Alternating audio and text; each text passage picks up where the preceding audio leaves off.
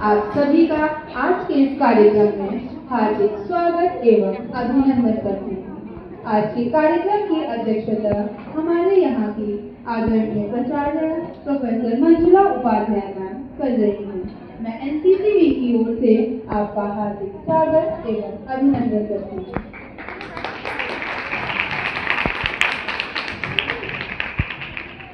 यहाँ उपस्थित सभी आदरणीय प्रवक्ताओं का भी मैं स्वागत एवं अभिनंदन करती हूँ। आज हम सब मिलकर एक ऐसे भविष्य की बात करने के लिए एकत्रित हुए हैं जो सिर्फ एक सपना नहीं बल्कि एक संकल्प है। एक ऐसा संकल्प जिसे हर भारतीय ने अपने आंखों में बताया है। विकसित भारत 2047 वो वर्ष होगा जब हमारा देश अपनी आजादी के 100वीं वर्षगांठ मनाएगा। सोचिए, जब हम इस शताब्दी के जश्न में डूबे होंगे तब हमारा भारत कैसा होगा। एक ऐसा भारत जो आर्थिक, सामाजिक और तकनीकी रूप से एक नई ऊंचाई पर खड़ा होगा। एक ऐसा भारत जहां हर नागरिक का समान अवसर और सम्मान मिलेगा। जब किसी देश के नागरिक अपनी भूमिका के अनुसार कर्तव्य का पालन करते हैं तो देश आगे बढ़ता है। देश का विकास केवल सरकार का काम नहीं बल्कि हर नागरिक का कर्तव्य है। इसीलिए हम सभी का दायित्व है कि हम अपने व्यक्तिगत और सामाजिक जीवन में ईमानदारी, निष्ठा और समर्पण के साथ कार्य करें। हमें शिक्षा, स्वास्थ्य, स्वच्छता और पर्यावरण संरक्षण जैसे क्षेत्रों में सक्रिय योगदान देना होगा।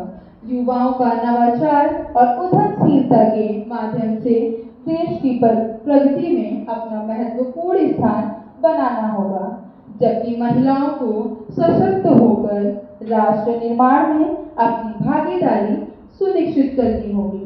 जब प्रत्येक नागरिक अपने कर्तव्यों का पालन करते हुए राष्ट्र हित को सर्वोपरि रखेगा, तभी हमारा भारत, विकसित भारत एक हकीकत में बदलेगा। आइए अब विकसित भारत की कल्पना को सिर्फ शब्दों में नहीं बल्कि जीवन दृश्यों के माध्यम से देखें। अब नाट्य प्रस्तुति के लिए कैडेट लक्षिता किशोर, सृष्टि नायक और उनकी टीम को मैं मंच पर आमंत्रित करती हूँ। जय हिंद। आज हम आपके समक्ष जो नाट्य प्रस्तुति लेकर आए हैं उसका विषय है विकसित भारत 2047, एक नया स्वप्न, एक नई दिशा। साथियों, आज का भारत सिर्फ सपने देखने वाला देश नहीं बल्कि उन्हें साकार करने की दिशा में तेजी से कदम बढ़ा रहा है। हमारा भारत जो कभी गुलामी की जंजीरों में जकड़ा हुआ था, आज digital India, make in India और स्टार्टअप इंडिया जैसे अभियानों से विश्व मंच पर अपनी पहचान बना रहा है। लेकिन क्या केवल तकनीकी तरक्की ही विकास है? क्या केवल ऊंची इमारतों और चौड़ी सड़कों से ही देश विकसित बन जाता है? हमारे इस नाटक के माध्यम से हम यही दर्शाना चाहते हैं।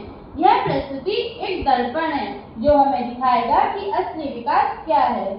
यह नाटक हमें ले जाएगा गांव की गलियों से लेकर शहर की चमक तक और दिखाएगा कि कैसे जनता की भागीदारी, युवाओं की ऊर्जा और नैतिक मूल्यों की वापसी से भारत एक विकसित राष्ट्र बन सकता है। तो आइए मिलकर देखें और समझें कैसा होगा 2047 का भारत जब हमें आजादी के 100 वर्ष पूरे करेंगे। एक ऐसा भारत जहां हर बच्चा स्कूल जाए, जहां विज्ञान और संस्कृति दोनों साथ चले। प्रस्तुत है विकसित भारत 2047, हमारा सपना, हमारी जिम्मेदारी।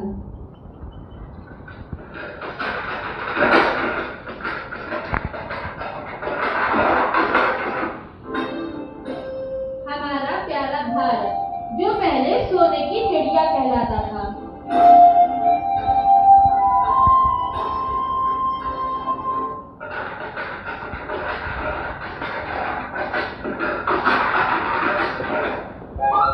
हरे भरे खेतों में किसान खेती करते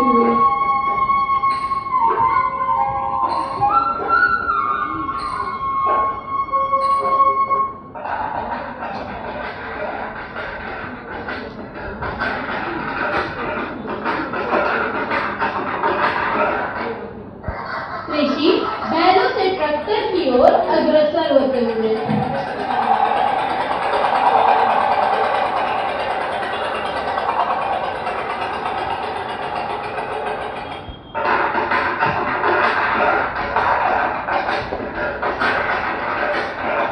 वो समय जब भारत पराधीन हुआ,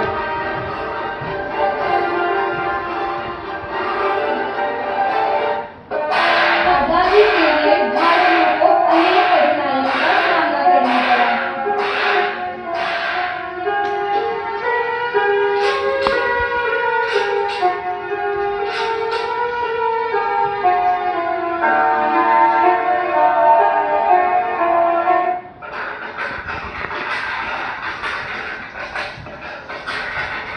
नमन है उन सभी वीर जवानों, स्वतंत्रता सेनानियों और नागरिकों को जिन्होंने अपने देश के लिए प्राणों की आहुति दी।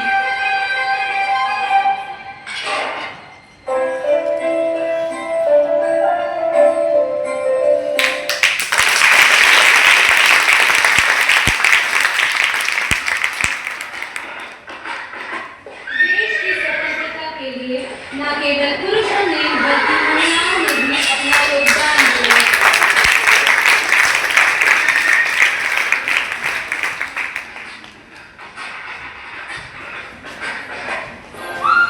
महात्मा गांधी का चरखा जो स्वदेशी आंदोलन का एक महत्वपूर्ण प्रतीक बना।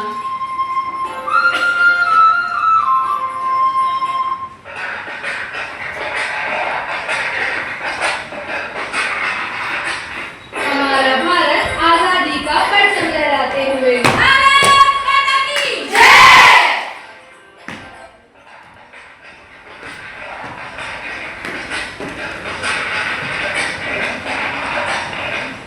भारत एक धर्मनिरपेक्ष राज्य है जहाँ सभी अपने धर्मों का पालन आस्था से करते हैं।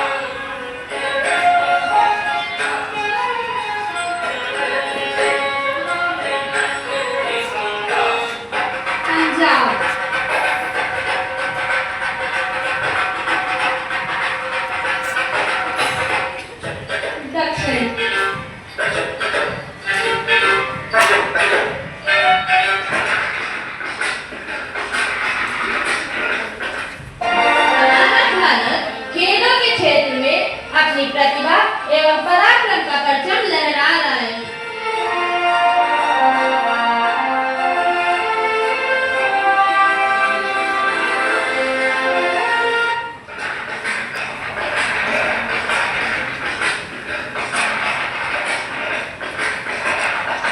विकसित भारत की ये नई उड़ान है। विश्व कप जीतकर फिर साबित की हमने अपनी पहचान।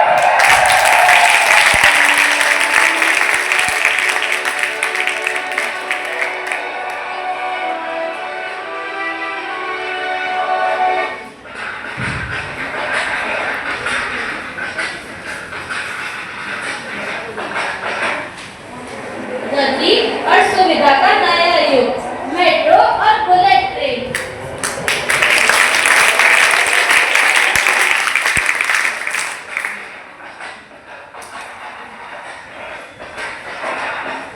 हिमांशु शुक्ला की अंतरिक्ष यात्रा और चंद्रयान की सफलता विकसित भारत के सुनहरे कल की गवाही है।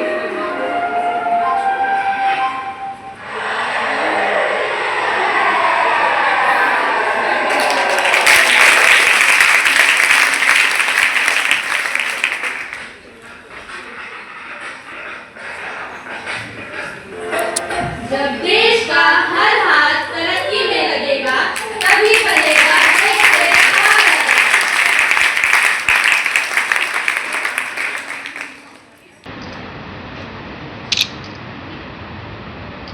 बल्कि एक ऐसा भारत बनना है जहां हर प्रतिभा को निखरने का अवसर मिले और हर सपना साकार हो सके। आज के इस महत्वपूर्ण विषय को और गहराई से समझाने के लिए अब मैं कैडेट आस्था त्रिपाठी और कशिश गौतम को पीपीटी प्रस्तुति के लिए मंच पर आमंत्रित करती हूँ। जय हिंद एवरीवन। जय हिंद। मैं कैडेट आस्था त्रिपाठी, मैं कैडेट कशिश गौतम। आज हम आप सभी के समक्ष पीपीटी के माध्यम से विकसित भारत 2047 के बारे में बताने के लिए एकत्रित हुए हैं। तो आइए जानते हैं। विकसित भारत 2047, यह भारत को 2047 तक एक विकसित राष्ट्र बनाने का सपना है, जब हम अपनी आज़ादी का 100वीं जयंती मनाएंगे, जिसको पूर्ण करने के लिए हमारी सरकार विभिन्न क्षेत्रों में लगातार ध्यान दे रही है। अब हम कुछ मुख्य उद्देश्यों पर बात करेंगे। इस लक्ष्य को पाने के लिए हमें प्रमुख क्षेत्रों पर काम करना होगा, जिनके नाम हैं economic growth and sustainable development, infrastructure development, social progress, governance and security, innovation, science and technology, environmental sustainability. आइए एक एक करके इन्हें विस्तार से समझते हैं। पहला है economic growth and sustainable development, आर्थिक विकास और सतत विकास। हमारा लक्ष्य है एक मजबूत अर्थव्यवस्था बनाना। इसके लिए हमें 7 से 10% की औसत वार्षिक वृद्धि दर हासिल करना होगा और जीडीपी को $30 ट्रिलियन तक पहुंचाना होगा। एआई, रिन्यूएबल एनर्जी और बायोटेक्नोलॉजी जैसे सेक्टर्स को भी बढ़ावा देना होगा। साथ ही साथ एमएसएमई और स्टार्टअप्स पर फोकस भी करना होगा। विकसित भारत 2047 का दूसरा उद्देश्य इंफ्रास्ट्रक्चर डेवलपमेंट, बुनियादी ढांचा विकास। किसी भी देश की तरक्की में उसका बुनियादी ढांचा बहुत ही ज़्यादा महत्वपूर्ण होता है। इसी को ध्यान में रखते हुए भारत बेहतर सड़कें, रेलवे, हवाई अड्डों का निर्माण कर रहा है, ताकि शहर और गांव बेहतर तरीके से जुड़ सकें। भारतमाला और सागरमाला जैसी परियोजनाएं इसी दिशा में काम कर रही हैं। 2047 तक इंफ्रास्ट्रक्चर डेवलपमेंट के अंतर्गत लक्ष्य हैं सभी प्रमुख शहरों में आधुनिक मेट्रो नेटवर्क बनाना, तेज गति वाली यात्रा के लिए बुलेट ट्रेन लाना, साफ पानी और बेहतर सुविधाओं वाले शहर बनाना, गांव में इंटरनेट और आधुनिक सुविधाएं पहुंचाना। इन सभी प्रयासों का उद्देश्य है लोगों की रोजमर्रा की जिंदगी को आसान बनाना और व्यापार को बढ़ावा देना, जिससे यात्रा और सामान ढोने का खर्च कम हो सके। आइए अब इसे आगे बढ़ाते हैं। हमारा अगला उद्देश्य है सामाजिक प्रगति, सोशल प्रोग्रेस। विकसित भारत 2047 की परिकल्पना मानव कल्याण और सशक्तिकरण के विभिन्न आयामों को समेटते हुए समग्र सामाजिक प्रगति पर विशेष जोर देती है। इसमें स्वास्थ्य, शिक्षा, नारी शक्ति, महिला सशक्तिकरण, खेल, संस्कृति और एक संवेदनशील समाज का निर्माण है। शिक्षा क्षेत्र में रूपांतकारी सुधारों की योजना बनाई गई है, जिसमें आधारभूत साक्षरता और संख्यात्मक ज्ञान से मजबूत करना है। हमारा अगला उद्देश्य है सुशासन और सुरक्षा, गवर्नेंस एंड सिक्योरिटी। अच्छा शासन और सुरक्षित वातावरण विकसित भारत 2047 के लक्ष्यों को प्राप्त करने के लिए अनिवार्य है। सभी स्तरों पर प्रशासन में प्रभावी और नैतिक शासन प्रथाओं को अपनाना एवं राष्ट्रीय सुरक्षा को मजबूत करना, जिसमें शामिल है: पहला, रक्षा क्षेत्र में स्वदेशी क्षमताओं का विकास, दूसरा सशस्त्र बलों का आधुनिकीकरण। इसके अतिरिक्त भारत की राष्ट्र सुरक्षा को मजबूत करना एक प्रमुख प्राथमिकता है, जिसमें रक्षा क्षेत्र में स्वदेशी क्षमताओं का विकास, सशस्त्र बलों का आधुनिकीकरण भी शामिल है। अब हम जानेंगे इनोवेशन साइंस, नवाचार, विज्ञान और प्रौद्योगिकी। प्रौद्योगिकी भविष्य को आकार दे रही है और भारत इस क्षेत्र में बड़ी प्रगति कर रहा है। डिजिटल इंडिया ने पहले ही सरकारी सेवाएं जैसे बैंकिंग और शिक्षा को इंटरनेट के माध्यम से अधिक सुलभ बना दिया है। भारत निम्न क्षेत्रों में भी निवेश कर रहा है, जैसे आर्टिफिशियल इंटेलिजेंस और रोबोटिक्स एवं साइबर रक्षा, ताकि डिजिटल डेटा की सुरक्षा हो सके। हमारा अगला उद्देश्य है पर्यावरणीय स्थिरता। विकास प्रकृति की कीमत पर नहीं होना चाहिए। भारत अर्थव्यवस्था को बढ़ाते हुए पर्यावरण की रक्षा के लिए कदम उठा रहा है। इसका मुख्य ध्यान है सोलर और विंड एनर्जी जैसे नवीकरणीय ऊर्जा स्रोतों का उपयोग। दूसरा, कचरा प्रबंधन और जल संरक्षण से सुधार करना। राष्ट्रीय और मिशन भारत को स्वच्छ ऊर्जा की ओर ले जाने और जीवाश्म ईंधन पर निर्भरता कम करने से मदद कर रहा है। हमारा अगला उद्देश्य है चिकित्सा विज्ञान, मेडिकल साइंस। विकसित भारत 2047 के लिए चिकित्सा विज्ञान के लक्ष्य एक ऐसी स्वास्थ्य प्रणाली के लिए निर्माण पर केंद्रित कर रहे हैं जो न केवल मजबूत और तकनीकी रोग पर केंद्रित है। इसके कुछ मुख्य लक्ष्य हैं: सार्वभौमिक और समान स्वास्थ्य सेवा। विकसित भारत 2047 के लिए सरकारी पहल जो कि है digital India mission, startup India, Ayushman Bharat, skill India mission, PM गति शक्ति, नेशनल एजुकेशन पॉलिसी। विकसित भारत 2047 को प्राप्त करने में कई चुनौतियों का भी सामना करना पड़ा। सबसे पहले पॉपुलेशन ग्रोथ, बढ़ती जनसंख्या।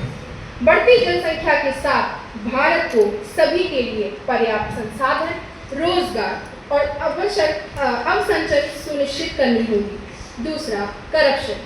नीतियों को प्रभावी ढंग से लागू करने के लिए पारदर्शी शासन आवश्यक है। दूसरा, शिक्षा और कौशल। चौथा, पर्यावरणीय समस्याएं।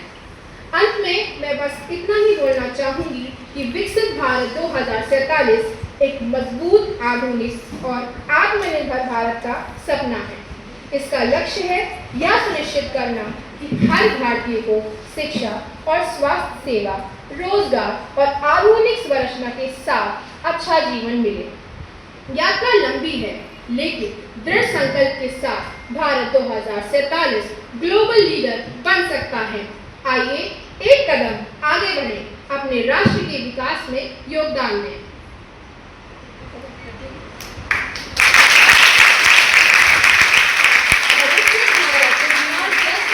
जय हिंद, जय भारत।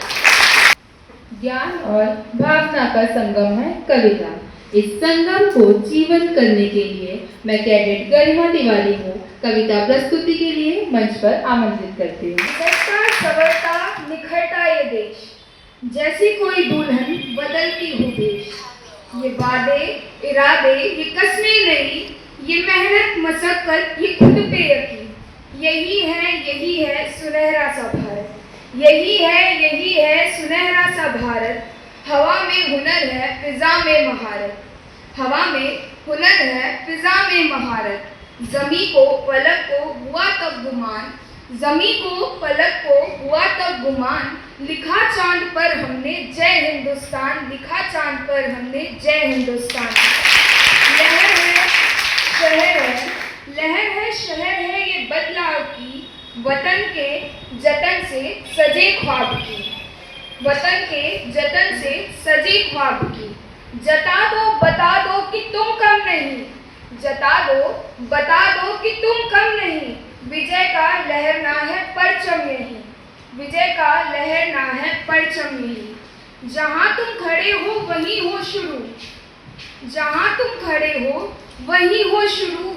बना दो तुम भारत को सबका गुरु, बना दो तुम भारत को सबका गुरु। अमर वो अटल वो अमिट दास्तां, अमर वो अटल वो अमिट दास्तां, जिसके पन्नों पर लिखा हो जय हिंदुस्तान, जिसके पन्नों पर लिखा हो जय हिंदुस्तान। अब मैं हमारी आदरणीय प्राचार्य प्रोफेसर मंजुला उपाध्याय मैम को अपने आखिरी वचनों के लिए मंच पर आमंत्रित करती हूँ। जैसा कि हमने अभी कुछ साल पहले ही अमृत महोत्सव मनाया, उसके बाद हमने अमृत भारत या जो हमारा भविष्य का भारत है उसके लिए संकल्प लिया था विकसित भारत 2047। और आज स्किट के माध्यम से और पीपीटी के माध्यम से और बहुत ही सुंदर कविता के माध्यम से बहुत ही अच्छी, मैं कहूँगी बहुत ही शानदार प्रस्तुतियाँ आप लोगों ने दी, इसलिए आप सभी बधाई के पात्र हैं। और आपकी एएन मैडम जो जिनके गाइडेंस में आपने ये सब किया, वो उनके लिए भी आप जोरदार तालियां बजाइए, वो भी बहुत बधाई की बात है। क्योंकि हम और देशों से लगता है कि हम थोड़ा सा पीछे क्यों हैं, क्योंकि शुरुआत ही अगर आप देखें तो स्किट में हुई थी कि भारत कभी सोने की चिड़िया हुआ करता था, यानी कि एक समय ऐसा था कि करीब 33% विश्व के व्यापार में भारत का हिस्सा था। तो हमें ये देखना होगा कि अगर इतना सुनहरा जो है हमारा भूतकाल रहा है, हमारा एंशंट पीरियड में सिस्टम रहा है, तो ऐसा क्या हो गया कि जो है हम जब आज़ाद हुए अंग्रेज़ों से तो हमारी जो ग्रोथ रेट है वो 1-2% के करीब रही और हमारा विश्व व्यापार में प्रतिशत भी घट के 2-3% ही रह गया। आज भी हम बहुत ज़्यादा योगदान नहीं कर पा रहे हैं, जबकि हम इतनी तेज़ी से विकास कर रहे हैं। तो अगर कोई हमें अंग्रेज कहते थे कि हम सपेरों का देश हैं, हम लुटेरों का देश हैं, पर उन्होंने ही लूटा है या बहुत सारे आक्रांता आए। और भारत में क्योंकि ये सत्यनिष्ठा, ये राष्ट्रभक्ति की कुछ ना कुछ लोगों में कमी रही, जिन्होंने देश के साथ गद्दारी की और विभिन्न आक्रांता आते गए, चाहे वो मुगल हों, चाहे वो अंग्रेज हों, चाहे वो पुर्तगाली हों, सभी ने भारत को लूटा। मोहम्मद गजनवी को देखिए तो उसने भी कितने सारे मंत्रियों को एकदम प्लंडर किया, जिसे हम कहते हैं तोड़ फोड़ दिया। और बहुत सारे आक्रांताओं ने हमारी सिर्फ जो संपत्ति है, जो समृद्धि थी, उसी को नहीं लूटा, हमारे कॉन्फिडेंस को तार तार करने की कोशिश की, हमारा जो सामाजिक ताना बाना था उसको तोड़ने की कोशिश की, हमारी जो एंशिएंट विजडम थी और जो हमारी इंडियन नॉलेज सिस्टम थी, हमको हमेशा ये बताया गया कि बाकी चीज़ें महान थी और हम बहुत ही निम्न कोटि की सोच थी, हम बहुत ही अल्प विकसित थे, हमारे अंदर तो कोई प्रतिभा ही नहीं थी, हमारी कोई खोज ही नहीं थी।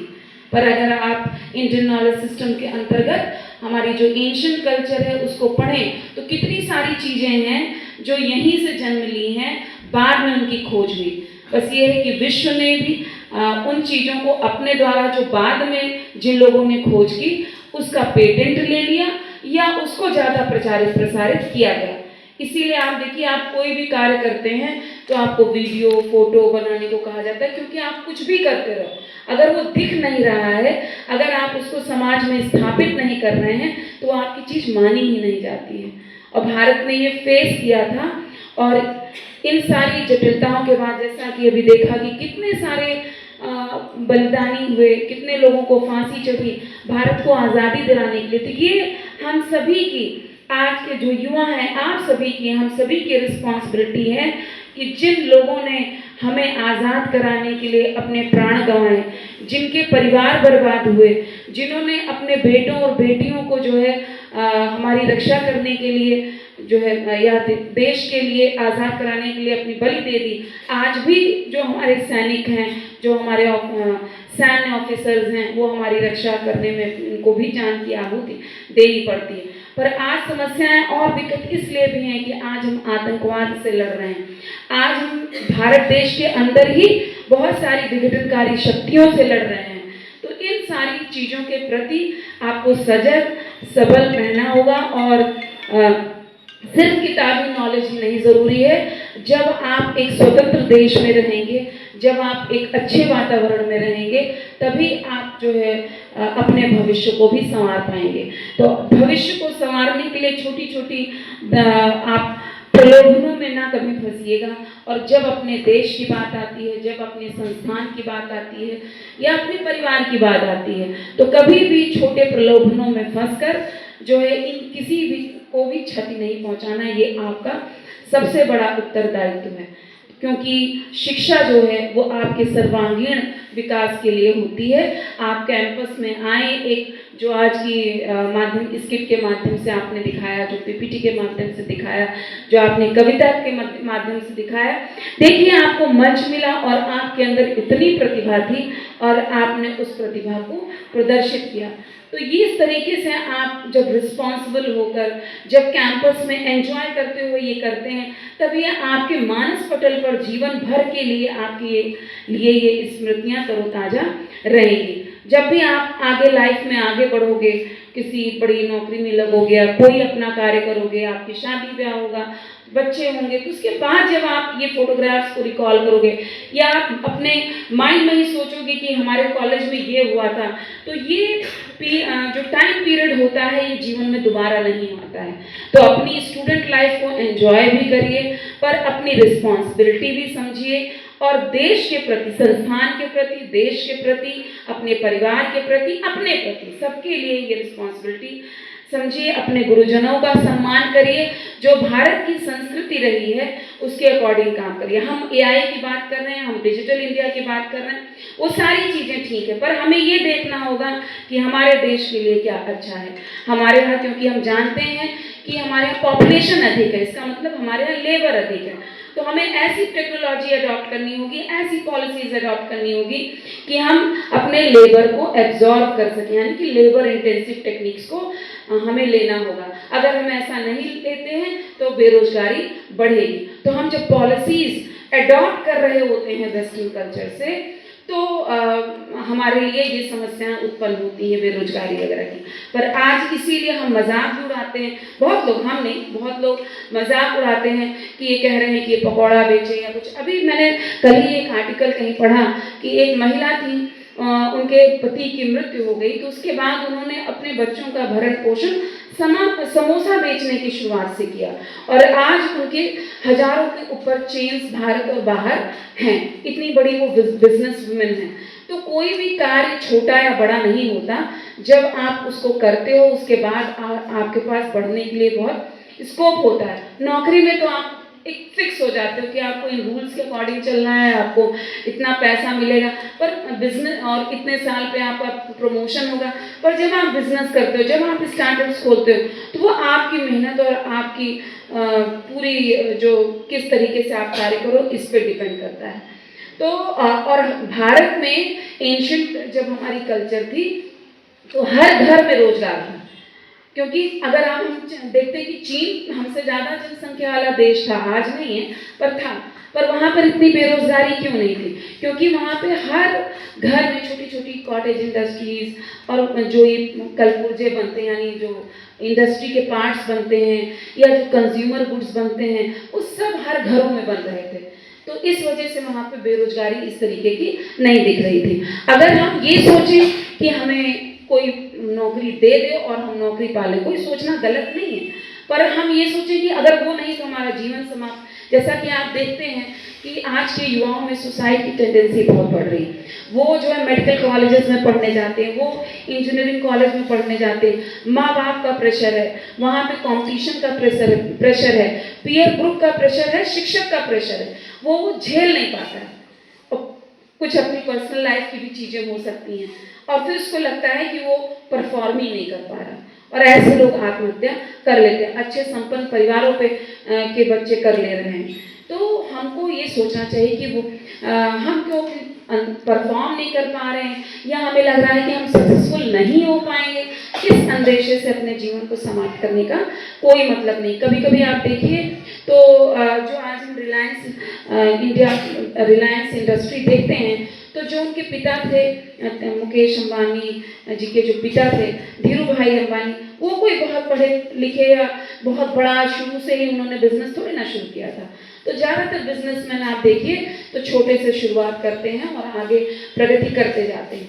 तो हमें इस तरीके के जो स्वरोजगार की चीज़ें हैं, स्टार्टअप्स की चीज़ें हैं, इन सबको देखना होगा। हम अगर भारत को चाहते हैं कि भारत आत्मनिर्भर बने, तो हमें बाहर की चीज़ों का कम कंजम्पशन करके अपने देश की बनाई हुई चीज़ों का ज़्यादा कंजम्पशन करना होगा, जैसे जिसको हम स्वदेशी अभियान कहते हैं। तो स्वदेशी अभियान को हमको अपनाना होगा, समरसता के रूप में रहना होगा, यानी कि लोग हमको लड़ाने भिड़ाने की कोशिश करेंगे कि आप इस जाति के हो, आप इस धर्म के हो, और इसके बांटने की कोशिश, जैसे अंग्रेजों ने डिवाइड एंड रूल किया, इसी तरीके से देश को नुकसान पहुंचाने वाली जो शक्तियां हैं वो जो है आपके बीच इस तरीके का जो है आपके मन में बीज बो रही हैं। तो हमें उससे हमेशा सचेत रहना है और अपना कार्य जो है वो निष्ठा से करना। पर्यावरण संरक्षण पे भी पीपीटी में था कि इन्वायरमेंटल सस्टेनेबिलिटी वो बहुत ही ज़रूरी है, क्योंकि वो सिर्फ हमारे लिए नहीं ज़रूरी है, हमारे देश के लिए, हमारे पड़ोस के लिए, यहाँ तक कि विश्व के लिए ज़रूरी है। वैसे तो हम आर्थिक प्रगति की जब बात करते हैं तो हम अपने देश की प्रगति की बात करते हैं, बाद में फिर कहते हैं कि हाँ विश्व प्रगति करे, पर इन्वायरमेंटल सस्टेनेबिलिटी वाली जो बात है कि अगर हम अपने देश में इन्वायरमेंटल सस्टेनेबिलिटी अपना लें, और या हम सोचिए कि अरे इतना करने से हमें क्या फ़र्क पड़ेगा, हम इनडिस्क्रिमिनेट इंडस्ट्रियलाइजेशन करें, तो उसका असर हम पर भी होगा और पूरे विश्व में होगा, क्योंकि इन्वायरमेंट बाउंड्रीज में नहीं बटा है। आपकी जो लैंड है, आपके देश बाउंड्रीज में बटे हुए हैं, उनकी जोग्राफिकल बाउंड्री है, पर क्लाइमेट की कोई जोग्राफिकल बाउंड्री नहीं, ये आपको समझना होगा। इसलिए हम इन्वायरमेंटल सस्टेनेबिलिटी की बात करते हैं, जो कि एक बहुत बड़ा मुद्दा है, और हमें अपनी सांस्कृतिक विरासत को संजो कर रखना है। और हम आपसे सभी से आग्रह है कि किताबें पढ़िए, और उन किताबों में आप ये देखिए कि भारत की क्या इंटरनल सिस्टम रही है। बहुत सारे बच्चे हिंदी के या संस्कृत के होंगे, ज़्यादातर हमारा जो पुराना साहित्य है वो संस्कृत में उपलब्ध है, अब उनके ट्रांसलेशन भी इंग्लिश और हिंदी में हो रहे हैं। तो अच्छी पुस्तकें पढ़िए, तब आपका ज्ञान बढ़ता है। अगर खाली मीडिया जो आपका इंटरनेट है उस पर भी नॉलेज मिलती है, पर कभी कभी वो किसी के द्वारा दी गई नॉलेज होती है, तो कभी कभी आप उसमें दिशा भ्रमित भी हो सकते हैं। तो क्या चूज़ करना है आपको, इंटरनेट से, किताबों से क्या चूज़ करना है, ये आपकी रैशनैलिटी पर डिपेंड करता है।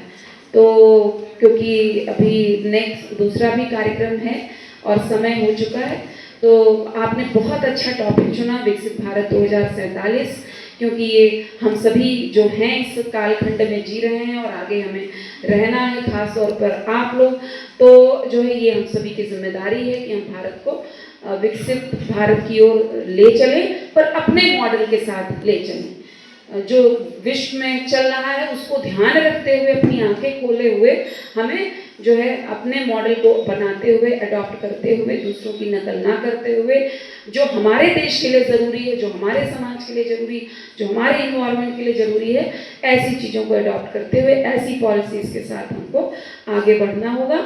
और तब हम जो विश्व गुरु बनने की सपना देखते हैं, यानी कि विश्व का राह दिखाने वाला लीडर नहीं कह रहे हैं, विश्व का लीडर नहीं कह रहे हैं, हम विश्व गुरु कह रहे हैं, यानी गुरु आपको राह दिखाता है। तो हम ऐसी राह दिखा सकें विश्व को। और देखिए कि कुछ चीज़ों में हम कदम रख रहे हैं, जैसे आप फॉर एग्जाम्पल योग दिवस के रूप में पूरे विश्व में मनाया जाता है 21 जून को, और उसको जो है अंतर्राष्ट्रीय पहचान मिली। तो इसी तरीके से और भी चीज़ें हैं जो हम चीज़ें डेवलप कर रहे हैं। पेटेंट्स लेना बहुत ज़रूरी है। जब इस तरीके का कंपटीशन है तो हमें अपनी चीज़ों का पेटेंट जरूर लेना चाहिए, क्योंकि हमारे एंशिएंट जो नॉलेज क्रिएटर्स थे उन्होंने अपने जो क्रिएट किया उसका पेटेंट नहीं लिया, तो उन्हीं की चीज़ों को और लोगों ने अपने यहाँ ले जाकर उसको दिखाया। क्योंकि जब अंग्रेज हुए, चाहे मुगल हुए या कोई और हुआ, तो जब उन्होंने यहाँ पर आक्रमण किया, हमारी चीज़ों को तहस नहस करके यहाँ से चुरा कर ले गए।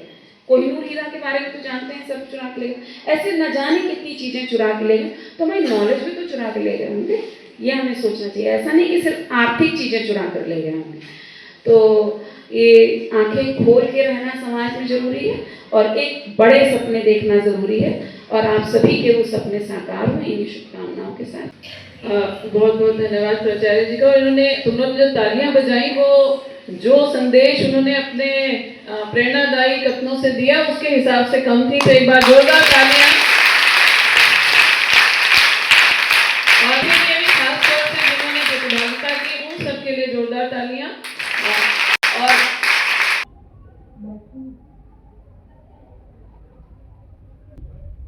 जो भी आप लोगों ने कार्यक्रम देखा वो विकसित भारत 2047 प्लान को लेकर के था और बहुत खूबसूरती से, जैसा कि प्रिंसिपल मैम ने भी कहा और आप सब ने इसको महसूस किया होगा कि आप ही के बीच के साथी, और उन्होंने बहुत अच्छी तरह से एक लघु नाटिका से उस बात को दर्शाया कि कैसे एक भारत पहले कैसा था, फिर बीच में उसकी स्थितियां कैसी हुई और फिर वापस हम उसी काल में जा रहे हैं और विश्व गुरु बनाने की दिशा में लगातार प्रयास कर रहे हैं।